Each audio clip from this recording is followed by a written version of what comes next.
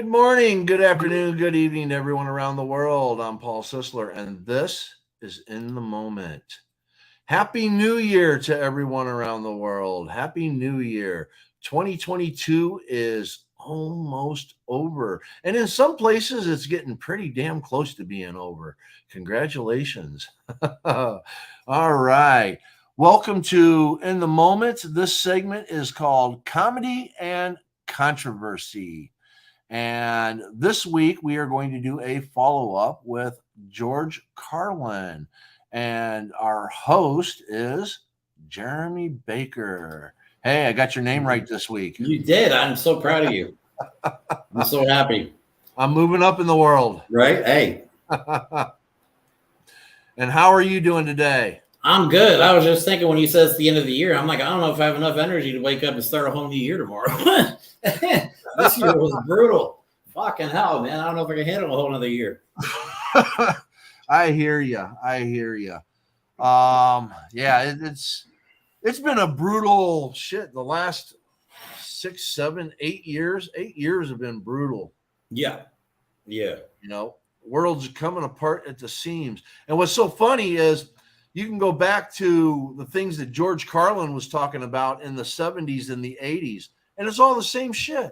Mm-hmm. Yeah, we're still, like I said last week when we ended the show, I realized that when we talk about the same things from 40, 50, 60 years ago, and nothing has changed really in our society. We're still arguing over all the same bullshit.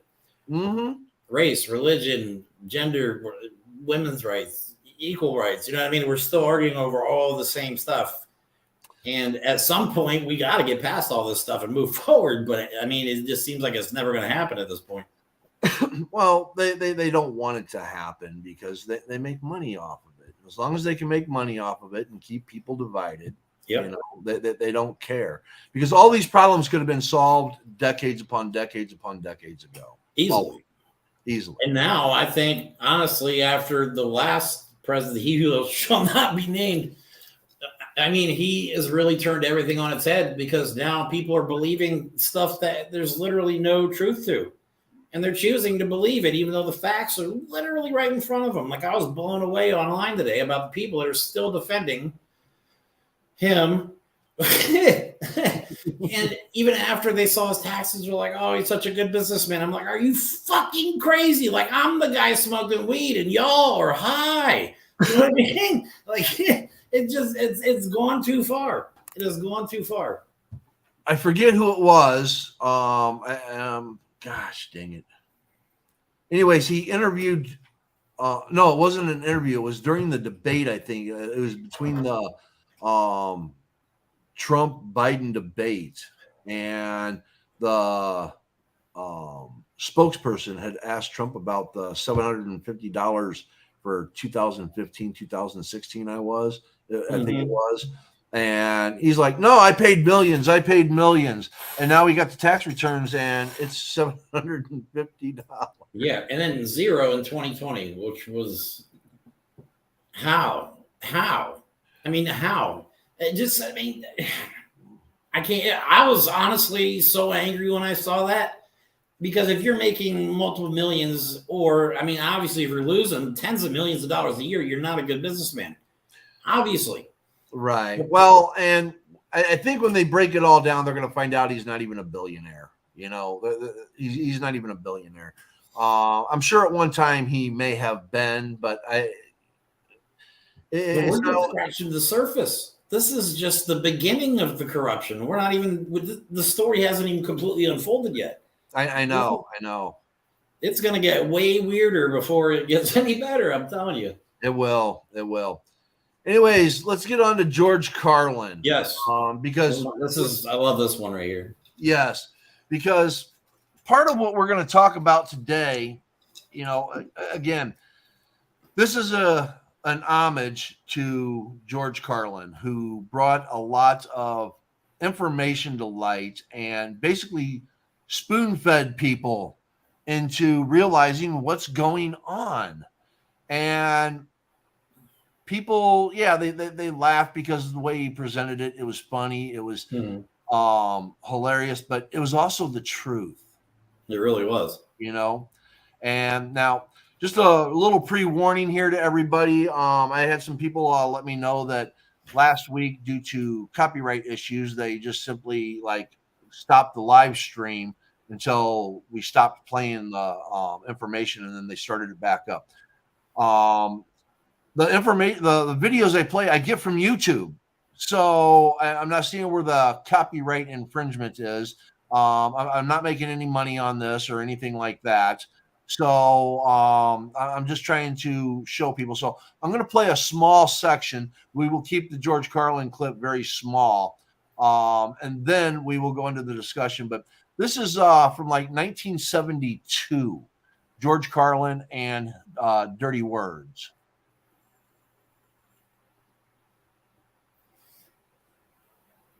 Well, in looking for these words, I kept finding new categories.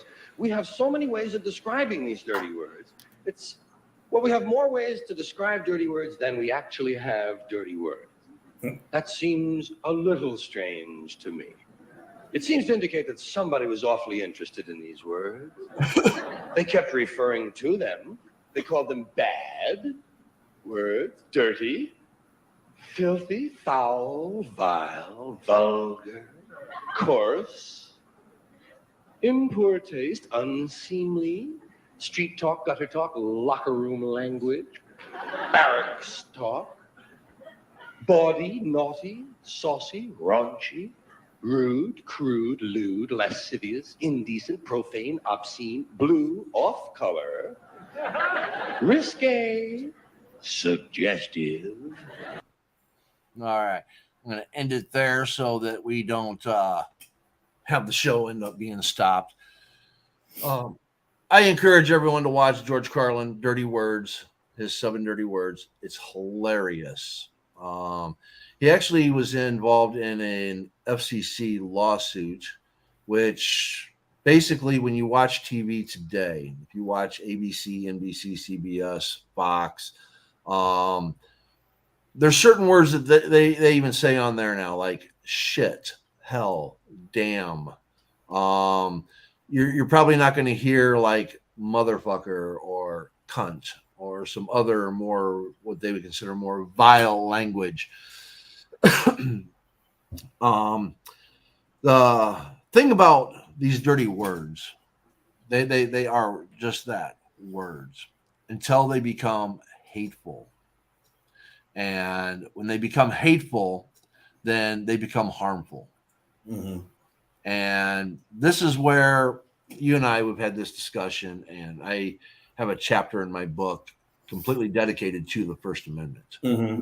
And I break it down because a lot of people think that the First Amendment, I can say anything, anywhere, anytime to anybody I want. Mm-hmm.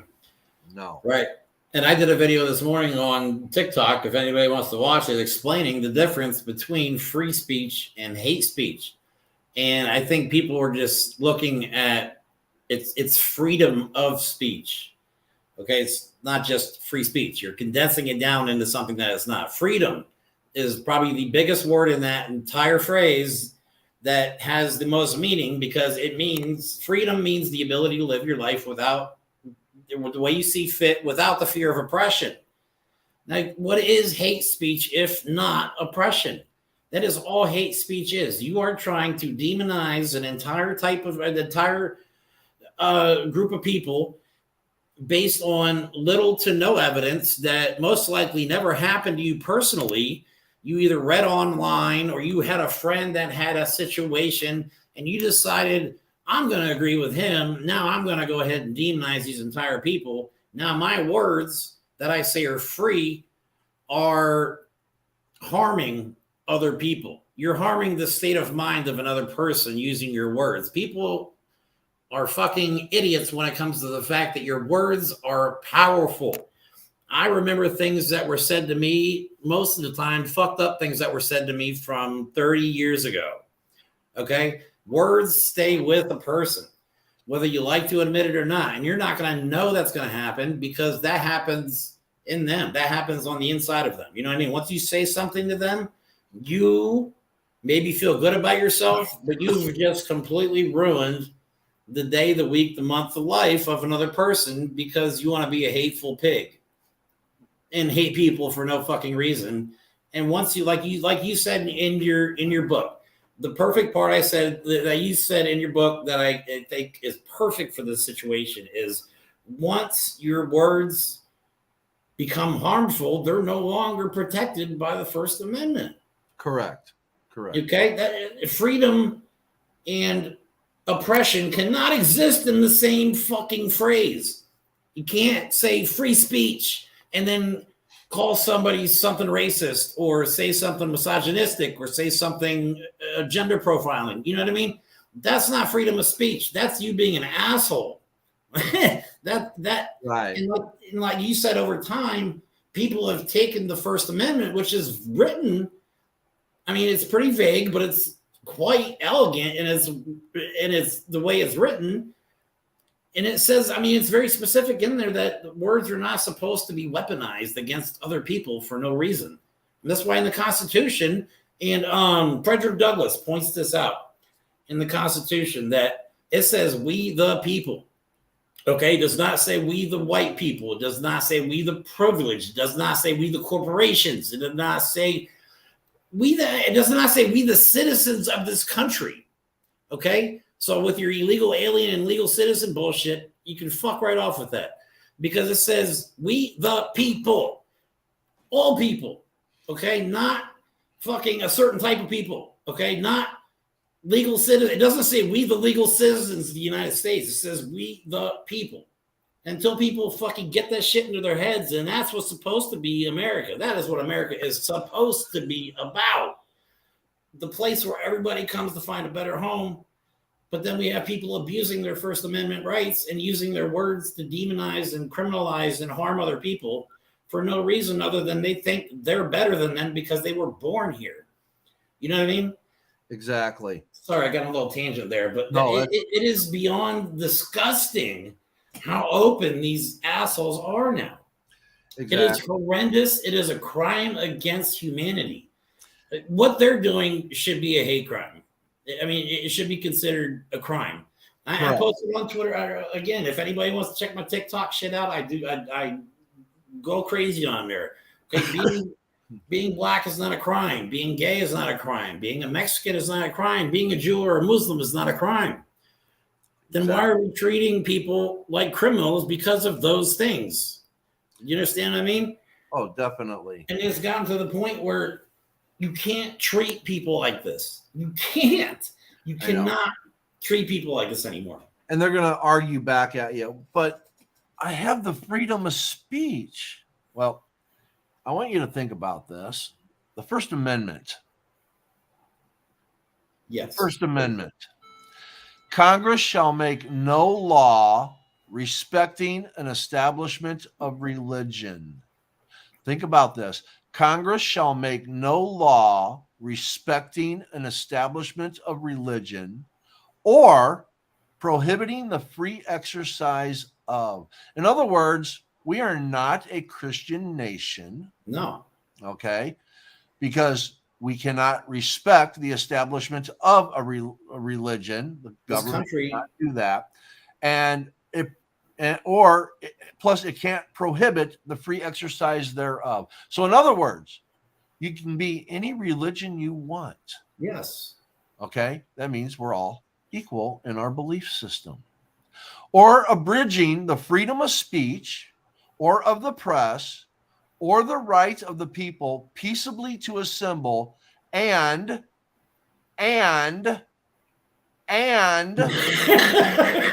petition the government for a redress of grievances. In other words, this hasn't anything to do with what you can go out in public and do. This has to do with if you disagree with the government, you have the right to say you disagree with the government, right, without retaliation. You can say it on this form of media. You can say it on the news. You can write your Congress people. They can't retaliate against you because you disagree with them. But that's what the Constitution is. It's the bridge between the government and the people. It's not, you know what I mean? Right. People are saying, Yeah, free speech. I can say whatever the fuck I want. But the First Amendment has nothing to do with that. It has to do with what we're allowed to say in protest what our government is saying. That's why you racist pieces of shit are allowed to say all this random conspiracy theories and all this stuff. You know what I mean? And you're not going to get in trouble by the government. But it doesn't mean Paul, I, or anybody else watching here has to put up with your shit. And you're not going to hide behind the First Amendment because you're not even understanding what the First fucking Amendment is. And see, this is why there are words you can't say on television because they could be harmful. Right. Okay. And George Carlin, bless his soul, doing his stand-up wasn't on television. He was doing stand-up. You paid to come see him. You come to pay to hear those dirty words. Yeah. Okay. And this is where the freedom comes in. All right. I want you to go and look up Schneck v. the United States or Chaplinsky v. New Hampshire, because there's two big things that come from both of those cases. One, everyone's heard the phrase that you can't yell fire in a crowded theater. Okay. You are not protected by the First Amendment for shouting fire in a theater for this reason. People are going to run and trample, and it can cause people to get hurt. It can cause harm. Therefore, you don't have the freedom to say it without repercussions. Okay? Makes perfect sense. It's a good analogy. I like that. Then you have fighting words. Okay?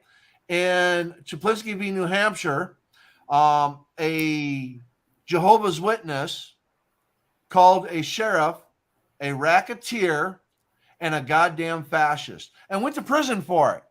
What? Okay? Went to prison for it. Because at the time, they were considered fighting words. Really? Yes. I didn't know that. Fighting words. Now, from that, there was a lot of criminal syndicalism laws that were passed by almost every state. They had their own laws written into their constitutions. Then Brandenburg v. Ohio came about in like 64, I think it was, that allowed for certain verbiage to be used and not to be criminal, because that's where they brought the First Amendment into the freedom of speech, saying that you can say anything you want in certain regards. But yet we still have perjury on the books. Okay. You lie on the stand, which would cause harm to somebody. If you lie, somebody could go to prison because you lied. Right. Again, harm to an individual. You have defamation, you have libel, you have slander. Again, things that could be harmful to a person that are not and allowed. if it was truly free speech, none of those would even exist. Exactly. You know, you have. I mean, if the way people are using it, misusing it, if that was the case, perjury, none of that stuff would exist, because you could just say whatever the fuck you want, regardless of what happens to anybody. Exactly. So there is an abridgment of speech, not an abridgment of free speech. Okay? Know that there is a difference. There is not an abridgment of free speech. There is an abridgment of speech.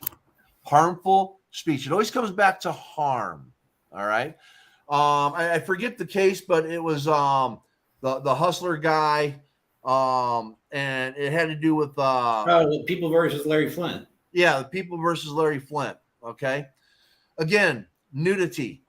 And then you look at all the cases about gentlemen clubs and stuff like that. It's an art of expression, which falls under the freedom of speech. All right. Now, why do we disallow nudity on TV? Because it could be harmful. Harmful to who? Children. This is why if you have a pay channel, it'll say 18 plus, mature. This is why we have a rating system to forewarn parents that this could be harmful to your child if you allowed them to watch it. It comes back to harm. Oddly enough, the internet does not have that same feature. No, it does. It does. I mean, it does, but you can't, with the internet, you can't. I mean, as a parent with kids that grew up in the digital age, I mean, monitoring what your kids do as much as they're online now is impossible. Right. It'd be a full-time job. It'd be a more than full-time job just monitoring your kids' social media activity. Right. Well, it's like this video itself and all that is not recommended for children under the age of 18. Right. Okay. And that's part of when I do my listing of my criteria for doing this live. That's part of it. Now, it's not an 18 plus because I don't have nudity or sex or anything like that in my shows. I do have language. Yeah. I allow language. All right. Because again, I believe that if I want to fucking say something, emphasis, Right. I'm going to say it. Exactly. You know? And I use language to express emotion, passion, yes. anger. You know what I mean? Yes. And again, this is basically what George Carlin was trying to emphasize, you know? Well, and another thing, I think George Carlin, he does say in because if I watched the whole thing a couple times. He does say in there though, like it's hard to know what words are good and what words are bad, and I think that's especially true these days with how fast our society is progressing. To know what words, I mean, because there's a lot of them. It's hard to keep track. You know what I mean? And there's no way to really know what those words are. But as time goes on, it seems like the words are constantly changing. Right. It is, and some of it's good, some of it's bad. You know, another reason why I'm an independent, because I think that there's such a thing as being too woke. I agree that we need diversity. I agree that we need a multitude of things, that everyone should be treated equally. I mean, everybody should be treated equally. But there's also there's I know everybody wants a line set on things. Okay, everybody likes to have a line. It's like when you start debating things like determinism versus free will. Okay, there's people that no, we're everything is we have no responsibility because it's all determinism. Yeah. And then there's the free will people that no, we make all of our decisions. Okay, Don't forget about the. it's both. It's both. Right. Right. Okay? So when you're starting to look at certain things, when should you say something? When shouldn't you say something? Well, when somebody is offended by something, somebody finds something offensive, then you shouldn't say it. Right. Now, another thing too, though, I think with the younger generation is the word's intent. Malicious intent. Right. You understand what I mean? Like saying a word that you did not mean to be harmful, that you didn't even know at the time was harmful, and you did not intend for it to be harmful, but it somehow still is. You know what I mean? That doesn't make you necessarily a bad person, just somebody that did not know something. And I think especially, and I speak from experience because my daughter expects me just to understand everything that's going on in her head. And I think there's a lack of communication. I guess it comes back to free speech. In the age of communication, we still don't know how to talk to one another. You know what I mean? Everybody's yelling free speech, but we're not even talking to each other. All we're doing is yelling at one another. Right. Well, we also have to look at what is harmful and what isn't. And that's right. That's another thing. It's hard. And like George Carlin says, who determines these things? You know what I mean? Who determines they're harmful and who determines I mean, obviously, a lot of things are harmful. There are things that should never be said. You know, things like somebody yelling, I like Nazi or I like Hitler on the radio. That's something that should never be said on American radio. You know what I mean? Right. And, well, but this is where, hey, they have the freedom to express themselves. And see, here's where I'll say, I don't like it either. Okay. I don't like somebody saying that either. But how does that harm me? Right. It really, I mean, okay. Other than it being completely ignorant. Yeah. Right. It's something that shouldn't be said, but it doesn't harm me. But now, if I say that all X, okay, is Y, then now I'm categorizing and I am putting a label on something that is demonizing, now that is harmful. To an entire group, not just an individual, too. Right. Well, even if it's to an individual. Well, yeah, I mean, I know what you're saying. But yeah, okay. Yeah, I know exactly what you mean. And that's where the intent comes in, okay? Mm-hmm. If such a person was to say he likes Nazis and he likes Hitler and all of that good, nasty shit and all that, then sounds so crazy. Well, that means I no longer have to like him either. No. Yeah. Okay. I don't have to buy his material. I don't have to buy his things that he sells. I don't have to associate with and here's the thing. Guilt by association, another thing that my dad brought me up with and all that. If you associate with, this, that, or another and all that, people are going to see you as this, that, or another. And it kind of goes along with the individual that we're talking about. If you like what he's saying and you're not condemning what he's saying, then odds are you agree with what he's saying. Yeah. Which tells me that you are like that, and I don't like that. So I think like we talked about earlier, unfortunately, I have to name drop, or I'll just, I've given them a name. I've actually called them the three. We've seen 3 billionaires this year, and I don't even have to name drop because it's not even necessary. 3 billionaires this year fall flat on their faces because of what they said. The things they said, their abuse of their First Amendment right and misunderstanding what the First Amendment says has literally cost them everything, almost in some cases. But you know what I mean? Like, Elon Musk with this whole free speech. Oh, damn it, I name dropped unintentionally. I'm sorry. Fuck him. All right, anyway. Goes, you go on Twitter, say, freedom of speech. All of a sudden, it's not freedom of speech. You're banning people. You're telling people you can't say this, you can't say this, you can't say this. So, obviously, there's no understanding of what freedom of speech means at all. You know what I mean? You're letting people say hateful things on your platform and banning people like me that were speaking out against them. That is confusing to me. That's why I'm so angry at Twitter right now. You know me. I might make some passive-aggressive comments and some smart-ass remarks, but I've never actually meant any harm on anybody, physically or emotionally. But I had a tendency to speak out and speak my mind. You know what I mean? If you said something ignorant, like if you're posting anti-vax bullshit and not wearing a mask bullshit, and there's a freaking virus going around, yes, you're going to get some of that passive-aggressive because I'm a Jedi at it. You know what I mean? But it did cost me my Twitter account. My abuse of my free speech because what I said, I guess somebody thought it was offensive enough to ban me completely. But at the same time, there's people on there spreading these unbelievable stories, no based and no fact whatsoever, and their accounts are being reestablished. For fuck's sake, you know what I mean? It's beyond maddening. Like, that's why I'm glad you and me see the same on the First Amendment. Like, yes, we are protected against the government coming and saying, you can't say this, you can't say this against us, or we're going to punish you for that. That's basically what it means.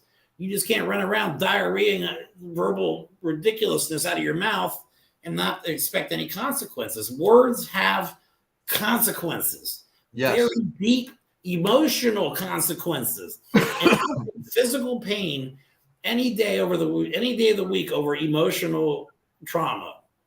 And that's what words cause. Words don't cause physical pain. Words cause emotional damage if they're not used correctly. If they're weaponized and demonized and all that, then words has our society really come to this? Like, have we gone so far? I feel like we've gone 40 years, 60 years backwards. Like, open racism is a thing again.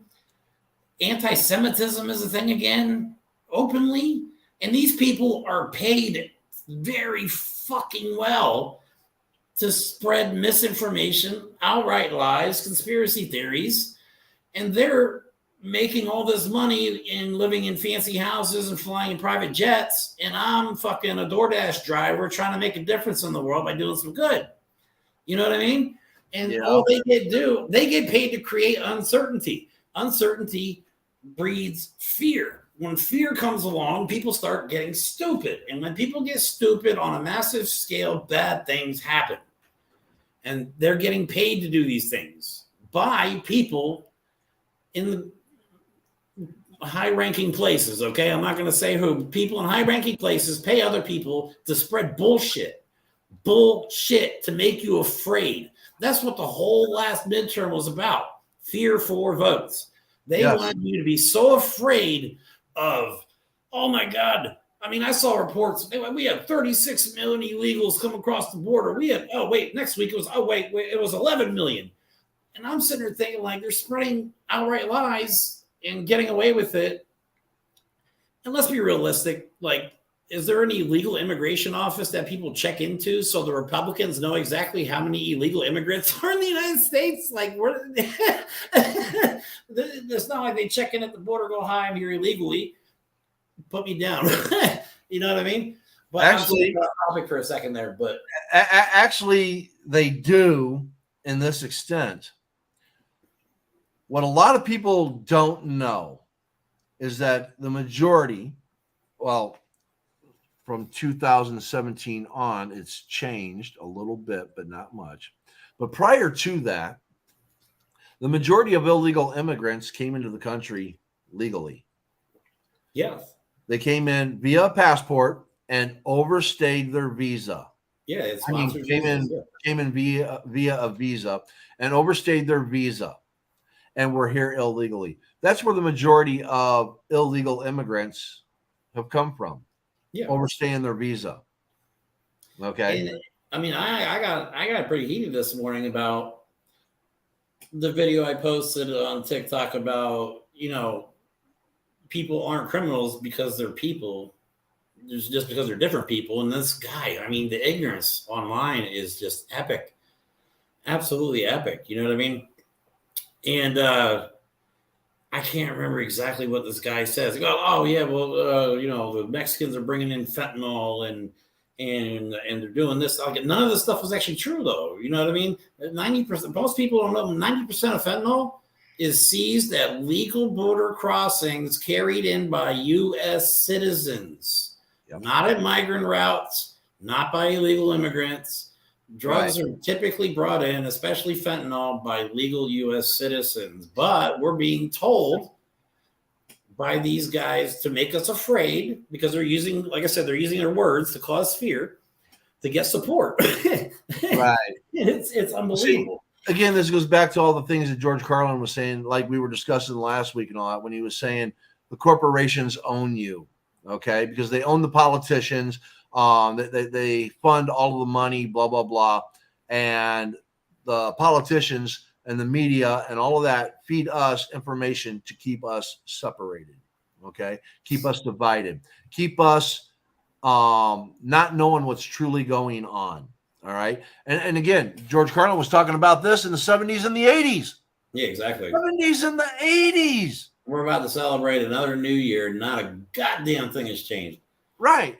So again, you look at what we're talking 50 years, 50 fucking years. You look at what George Carlin was talking about. Yeah, he was talking about it then, and now, I mean, and here's what's sad is back then we had New York v. Sullivan, okay, which if you are a news outlet, you have to supply credible sources and have the intent that your information is as true as possible. Between Reagan and Clinton, okay, between the two of them, they got rid of that, okay, so that they could propagate their bullshit out there without any repercussions. Okay, there's got to be repercussions for harm. Yeah, and now, well, look at the media now. They can take a little fragment of truth and opinionate it to no end. And online, they do the same thing, especially with news stories. They'll put like meteor headed towards Earth, and then you're like, "Oh my God!" You click on it, and then it's headed towards Earth, but it's like 300 million miles away. You know what I mean? They take a small piece of truth and just embellish it enough for you to click on that. You know what I mean? But yeah, you're exactly right. And the news media does the same exact thing. Some sources are better than others, but yeah, they'll take a simple story and manipulate it and make it into something that's not even. There's got to be a point where we just start talking the truth. I think George Orwell said, let me see if I get this right. George Orwell said this quote. I love it. In the age of universal deceit, telling the truth is a revolutionary act. Yes. Yes. You know what I mean? And that's where we're at right now. We are living in an age of universal deceit. We don't know what's true, what's not anymore because of people like, because of a lot of people. Right. So it goes right way now, beyond. It goes way beyond him. And here's the thing: he capitalized on it. Mm-hmm. It's something that was already going on, and he ran with it. And look where it got him. It got him 4 years in the White House, and it got him a lot of power and a lot of the other guy just recently came out all the bullshit about him, George Santos. Yeah. He never even graduated from college. I know. How did he get this far? I know. And especially in the age of the internet. Since the internet, how has he gotten this far? How did he get elected? And he said he was Jewish. And then he goes, "Oh no, I'm Jew-ish." Yeah. If that is not the most ignorant fucking thing I've ever heard anybody say, I would have. If I was the guy interviewing him when he said that, I probably would have slapped the fucking shit out of him. I mean, I know. And here's what's funny: if you were to go back, say 40 or 50 years, Congress would have expelled him immediately. Yeah. The left and the right would have come together and said, no, we're not having that. Nixon resigned over Watergate. Trump went through, I mean, Jesus Christ, how much stuff did we have to go through with this guy? And he's still not, he's like herpes. He just keeps coming back worse. You know what I mean? And maybe somebody out there can invent an anti-Donald fucking Trump pill that we can feed this guy. Just let me disclose and all that. No, just be quiet. Is what I'm saying. Well, he's a symptom. He's not the problem. He's a symptom. He's a symptom of the problems that already exist. No, but he is a lightning. He utilized them. People. Other people are attracted to him for this stuff, though. Yes, because he utilized these issues. Okay, he utilized them to the best. Exploited them. Yeah. All right. So don't be mad at him for using a system that's already broken. Be mad at the system. You can dislike him personally because of the kind of person he is, which I can't stand the man. He's disgusting. It's just like Elon, okay? I don't like Elon, but I'm invested in Tesla. All right. I like what the businesses are doing. Yeah. And I have faith that the people that he surrounded himself with is going to do tremendous things for Twitter. Mm-hmm.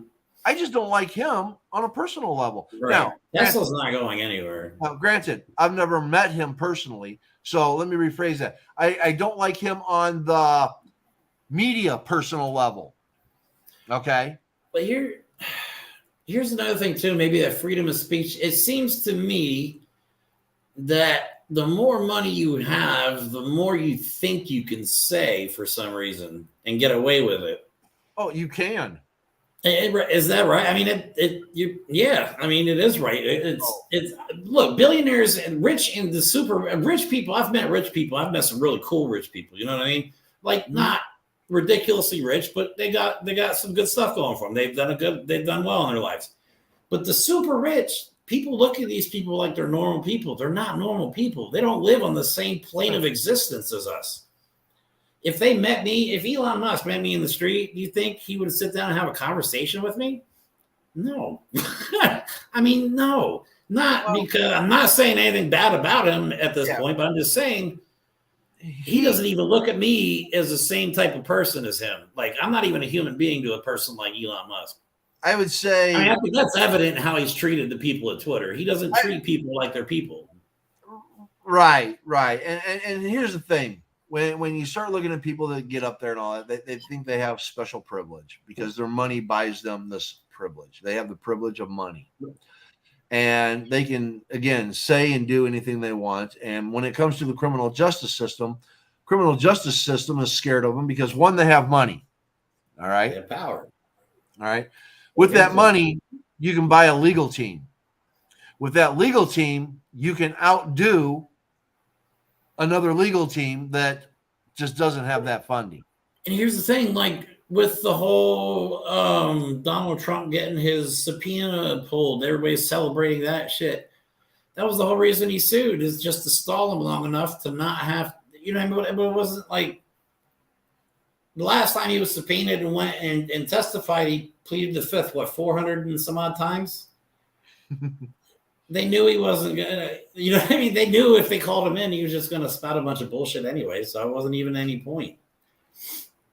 Well, and this goes a little bit deeper and all that. You know, there's going to be more to that, and we'll discuss that at a later time because I'm sorry, I got off topic there.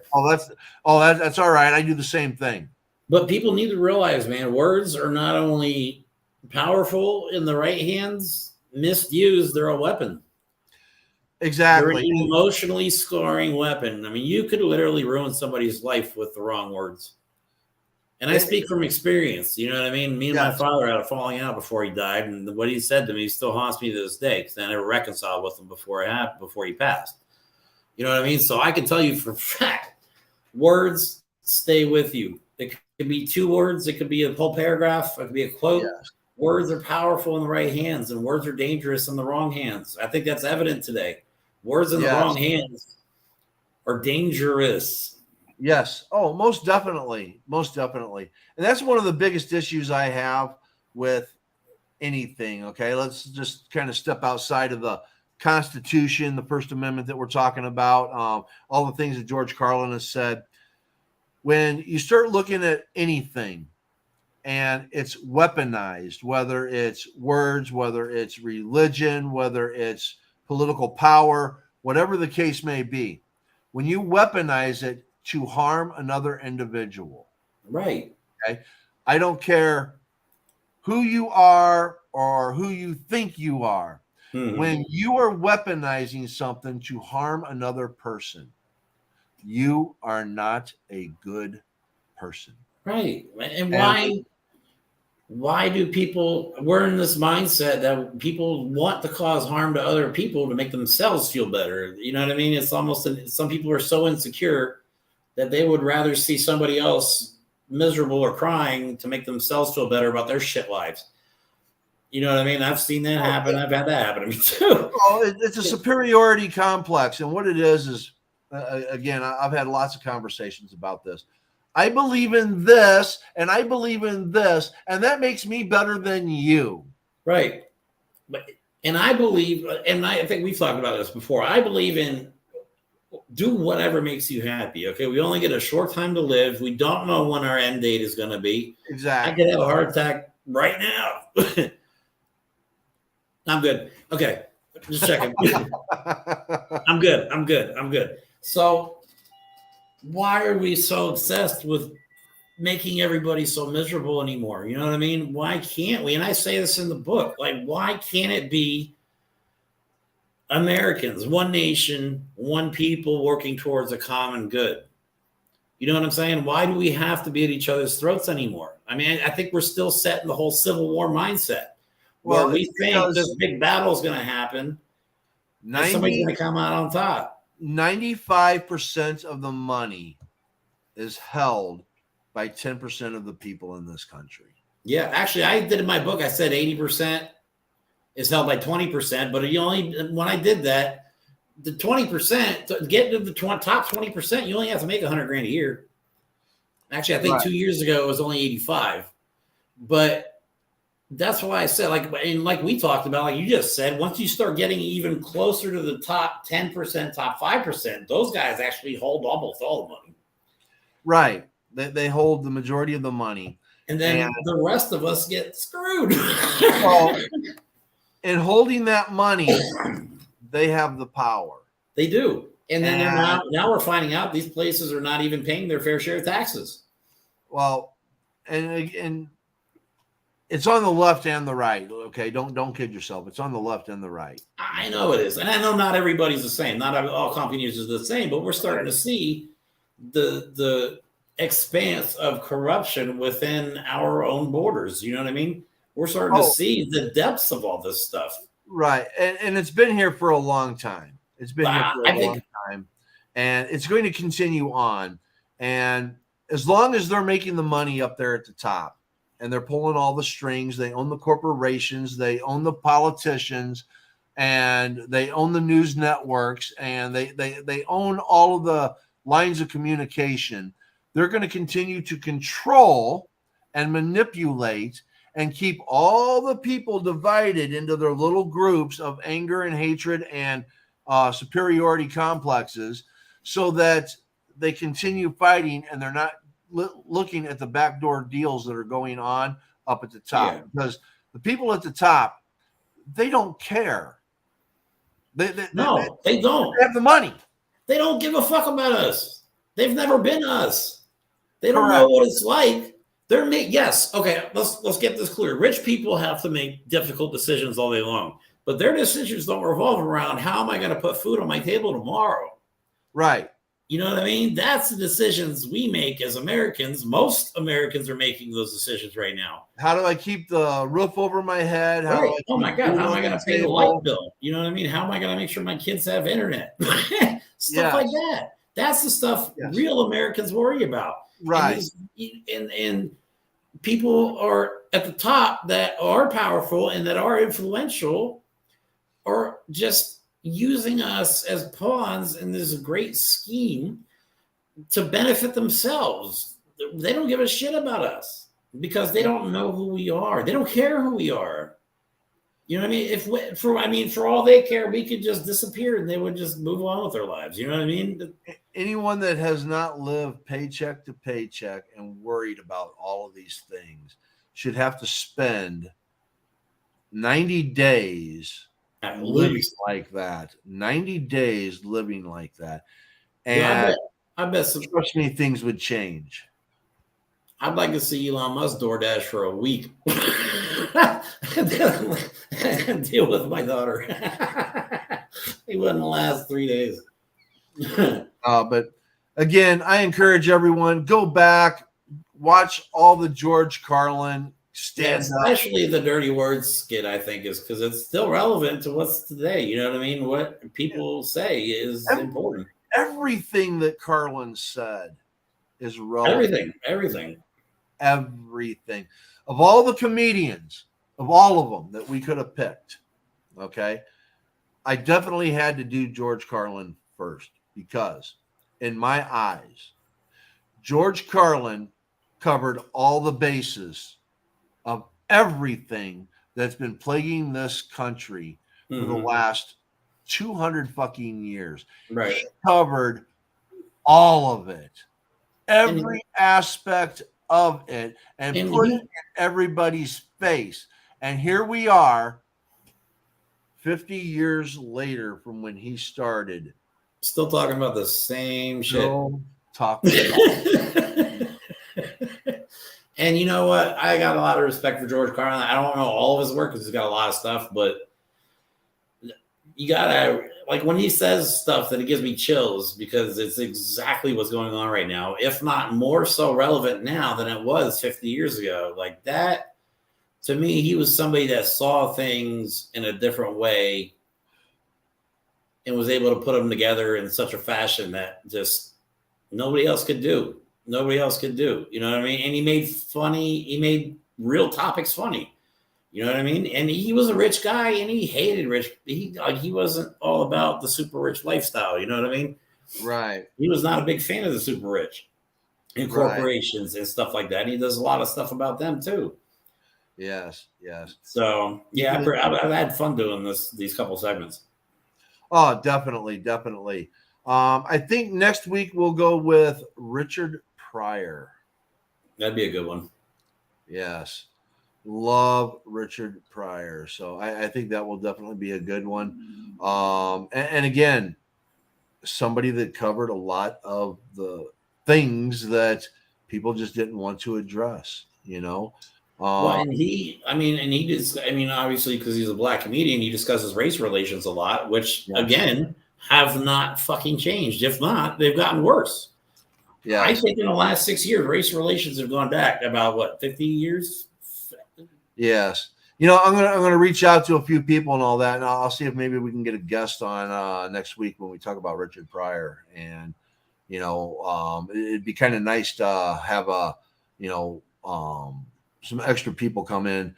I tried to reach out to Kelly Carlin, and I just didn't get anywhere with that. I was hoping, maybe down the road somewhere and all that, I can get contact with her.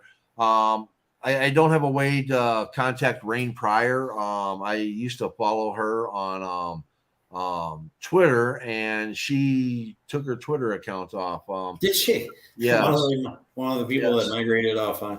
Yeah, and I had a few DMs with her back and forth, So I'm hoping that if I can find another way to contact her and all that. Yeah, I mean, it's not like we're friends or anything like that, but it'd be great to have her come on a show and all that. So I'm going to try to reach out to anytime we have a comedian. I'm going to try to reach out to them. If they're still performing or alive, and if not, I'll try to reach out to family members to try to get some of them to come on and all that, because I would love to know more. Like Kelly Carlin, I would love to have her on. I'd love to know more about her father. Well, personal stories are always better than reading something or hearing. Yeah. You know what I mean? I'd rather hear from them. That'd be cool. I'd love to hear personal stories. Yes. Oh, definitely. Because they're the ones that have emotion involved. You know what I mean? They can tell us how they felt and all that stuff. Exactly.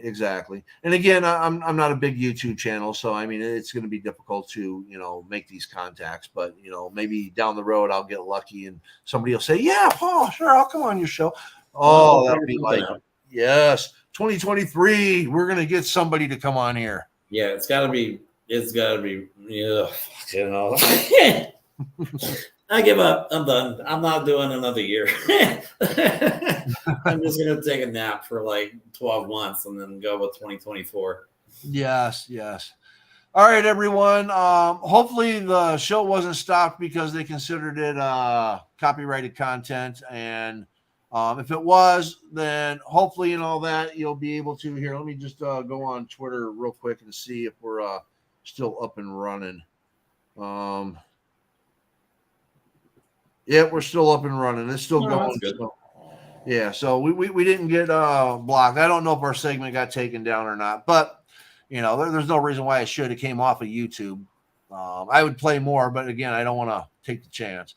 Right. That's going to be the hardest part about this show is getting some comedy skits up here and not getting banned, or frozen or whatever the case is. So let me look into that this week. I'll figure something out. Yeah, there's got to be a way to do it. Well, you pay for the content, Yeah, but there's got to be a better way to do it. Yeah. And if anybody's got any, advice on how to do that without, getting shut down or banned or whatever and all that, because, like I said, there's a lot of great comedians out there that we would like to talk about. Joan Rivers, Lucille Ball. Or Lucy Ricardo, as a lot of people I've noticed on TikTok are calling her. I don't know if there's a reason for that or not, but I'll have to check into that. But they're and then those are people I don't know much about, so it would be educational for me. Yeah, Joan Rivers, Lily Tomlin. I can go again. I'm I'm in my 50s and all that. I grew up with Laugh-In and Saturday Night Live. Absolutely. I do a lot. I love stand-up comedy. I mean, I study it. I watch as much stand-up comedy as I possibly can. I think it's a beautiful art form. It's a way to bring people together. And I think laughter is something this country needs. You know what I mean? People need to be smiling a lot more. And I think comedy is a huge element in that. But a lot of people don't even enjoy stand-up comedy. Like, come on, man. You know what I mean? How can you not enjoy somebody telling jokes and making you laugh? Stop being angry all the time. But a lot of the newer comedians I like too. There's a real good one. Of course, Dave Chappelle is a real controversial one. There's a guy, he goes by Mo Amer. It's MO space AMER, but I believe it's Muhammad. I can't remember his last name's Amer or if it's longer than that, but he is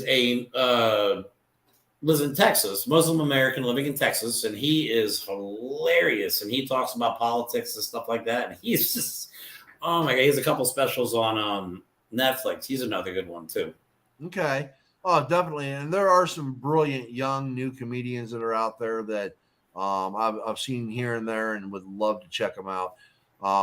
I don't spend that much time on the TV anymore. And as we were talking earlier, and all that, Well, I did not as much as I used to.